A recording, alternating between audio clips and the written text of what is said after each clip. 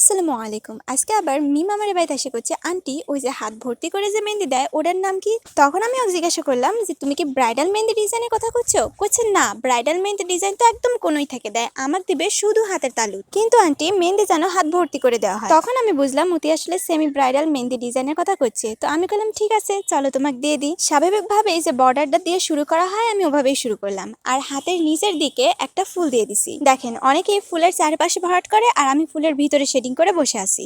আর বুড়া আঙ্গুলের দিকে যে ডিজাইনটা করছিলাম সেটা হচ্ছে অনেকটা মাছের জালের মতো, আর মাছ মারার জাল দেখতে যেরকম হয় সেরকম বানানোর জন্য আমি এই জিগজ্যাগ লাইনের মাঝখানে মাঝখানে বিন্দুও দিয়ে দিছি। তারপর সাইডটা আঙ্গুলে সমান করে দাগ টেনে লিছি। থাকলো না আরেকটু ফাঁকা অংশ, ওটি আঁকা লিছি গোলাপ ফুল, আর গোলাপ ফুলের দিকেও একটা বর্ডার করে দিলাম। তারপরেও যখন হাত ভরলো না তখন আমি এরকম আরেকটা ডিজাইন অ্যাপ্লাই করলাম। আর এখন খুব অল্প একটু কাজ, আর সেটা হচ্ছে আঙ্গুলগুলো ভরাট করে দিয়া আর কবজির কাছে ফিনিশিং দিয়ে দেওয়া। আর এইভাবে কমপ্লিট হয়ে গেল মিমের হাতের মেহেন্দি ডিজাইন। আপনারা কিন্তু কমেন্টে জানান যে কিরম হয়েছে।